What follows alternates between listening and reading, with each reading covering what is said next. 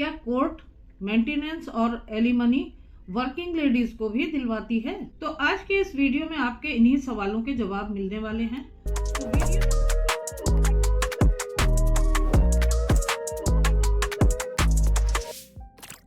राधे राधे, स्वागत है आपका मेरे चैनल पर। बहुत सारे लोगों का ये सवाल होता है कि क्या वाइफ अगर वर्किंग है तो भी उसे मेंटेनेंस देना होगा, या फिर वाइफ अगर सक्षम है, कमाती है, तो क्या एलिमनी भी देनी होगी उसे?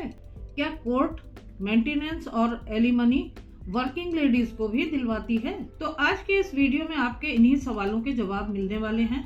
तो वीडियो शुरू करने से पहले आपसे रिक्वेस्ट करूंगी कि अगर आपने मेरे चैनल को सब्सक्राइब न किया हो तो प्लीज सब्सक्राइब कर लीजिए और बेल बटन को हिट करना बिल्कुल भी मत भूलिएगा, ताकि इसी तरीके की इम्पोर्टेंट इन्फॉर्मेशन आपके पास सबसे पहले पहुंचे। लगभग सभी पतियों का ऐसा सोचना है कि अगर उनकी वाइफ वर्किंग है तो क्या उन्हें मेंटेनेंस देना होगा उन्हें, या फिर अगर आप वाइफ हैं तो आपका ये सोचना कि क्या मुझे अपने हस्बैंड को मेंटेनेंस देना होगा। इसका क्या कॉन्सेप्ट है और हमारा कानून इसके बारे में क्या कहता है, इस पूरे कॉन्सेप्ट और इससे रिलेटेड लॉज को जानने के लिए बने रहिएगा वीडियो में अंत तक। तो सबसे पहले जान लीजिए, making payment under the order of maintenance and alimony is a legal obligation. यानी कि ऑर्डर किसी के भी पक्ष में हुआ हो, चाहे पत्नी के पक्ष में हुआ हो या पति के पक्ष में, मेंटेनेंस और एलिमनी देना आपका चॉइस नहीं है। ये एक लीगल ऑब्लिगेशन है जिसका पालन आपको करना ही पड़ेगा, यानी कि मेंटेनेंस और एलिमनी आपको देना ही पड़ेगा। ये आपकी चॉइस पर निर्भर नहीं करता है कि आप देंगे या नहीं देंगे। तो उसी तरीके से कोर्ट को, चूंकि ये लॉ है, तो उसी तरीके से कोर्ट एलिमनी और मेंटेनेंस का ऑर्डर करती है। अब जान लेते हैं कि जनरली क्या होता है। Generally maintenance and alimony are paid to the spouse who is unable to maintain and support themselves। यानी कि लॉ ये कहता है कि पति या पत्नी में से कोई एक जो अपने आप को मेंटेन करने में सक्षम नहीं है, मेंटेनेंस और एलिमनी उसको मिलना चाहिए। तो ड्यूरिंग द डिवोर्स केसेस जब ये बात उठती है, अगर हस्बैंड कहता है कि मैं कमाता नहीं हूँ और मेरी पत्नी गवर्नमेंट जॉब में है, अच्छा कमा रही है, तो कोर्ट आपसे ये सवाल करती है कि आप वर्किंग क्यों नहीं हैं? आप तो ठीक ठाक हैं, सब कुछ ठीक है, तो फिर आप वर्किंग क्यों नहीं हैं? और इसी क्वेश्चन पर वाइफ से जब पूछा जाता है यही क्वेश्चन, तो उसके पास तो एक सीधा सा जवाब होता है, बच्चे। यानी कि मैं वर्किंग नहीं हूँ क्योंकि मैं बच्चों को देखभाल कर रही हूँ, मैं बच्चों का पालन पोषण कर रही हूँ, मेरे पास बच्चे हैं, तो उनकी देखरेख के कारण मैं जॉब नहीं कर रही हूँ। तो ये तो एक सॉलिड रीजन होता है जो कि वाइफ के पास हमेशा होता है अगर उसके पास बच्चे हैं।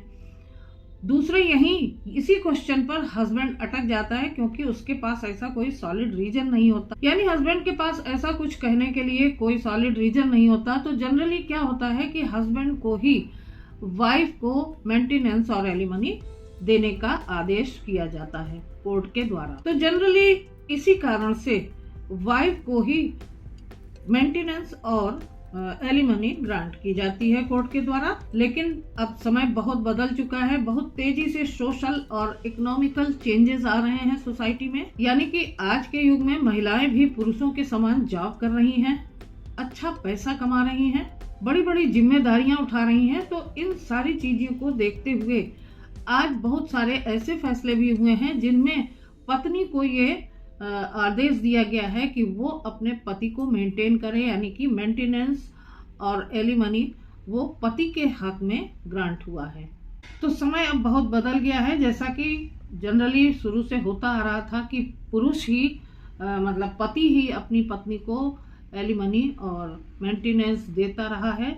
लेकिन बदलते समय के साथ इसमें काफी चेंज आया है, पुरुषों के हक में भी मेंटेनेंस और एलिमनी के फैसले हुए हैं। अब यहाँ पर एक सवाल और उठता है कि जब मेंटेनेंस और एलिमनी तय हो रहा होगा तो उसका क्या आधार होगा, कोर्ट किस आधार पर मेंटेनेंस और एलिमनी दिलवाती है। तो जब कोर्ट के द्वारा ये डिसाइड किया जा रहा होता है मेंटेनेंस और एलिमनी, तो उस समय पति और पत्नी दोनों का लाइफ स्टाइल देखा जाता है। मान लीजिए कि पत्नी गवर्नमेंट जॉब में है, बहुत अच्छा पैसा कमा रही है और उसका लिविंग स्टैंडर्ड काफी अच्छा है। वहीं मान लीजिए कि पति प्राइवेट जॉब में है, उसको अच्छी सैलरी नहीं मिल रही है। तो ऐसी स्थिति में कौन किसे मेंटेनेंस देगा, क्या होगा? यहाँ पर पति ये डिमांड कर सकता है कि मेरा लाइफ स्टाइल मेरी पत्नी से बहुत कम है, यानी कि मेरी पत्नी बहुत अच्छे जॉब में है, अच्छा कमा रही है और उसका स्टैंडर्ड ऑफ लाइफ मुझसे बहुत अच्छा है। तो ऐसी स्थिति में मुझे अपनी पत्नी से मेंटेनेंस दिलाया जाए। अब यहाँ ये हमें जान लेना चाहिए कि हम किस सेक्शन के अंतर्गत मेंटेनेंस की मांग करते हैं। तो वो है सेक्शन 125 CRPC, जो अब नए कानून में BNSS 144 के अंतर्गत आता है। इस सेक्शन के मुताबिक अगर वाइफ वर्किंग है तो भी वह भरण पोषण के लिए मेंटेनेंस की मांग कर सकती है और एलिमनी की मांग कर सकती है। और एक बात और है कि अगर ऑर्डर महिला के पक्ष में यानी पत्नी के पक्ष में हो गया है तो कोर्ट उसे मेंटेनेंस और एलिमनी ग्रांट करती ही करती है। तो अब यहाँ पर आपको अच्छी तरीके से समझ में आ गया होगा कि धारा 125 CRPC यानी कि BNSS 144 पत्नी को पति से मेंटेनेंस और एलिमनी लेने का अधिकार देती है। पत्नी को इनेबल करता है ये कानून, स्ट्रांग करता है और उसे ये अधिकार प्रदान करता है पति से भरण पोषण लेने के लिए। अब यहाँ पर हम समझेंगे कि किस किस ग्राउंड पर मेंटेनेंस और एलिमनी ग्रांट होता है।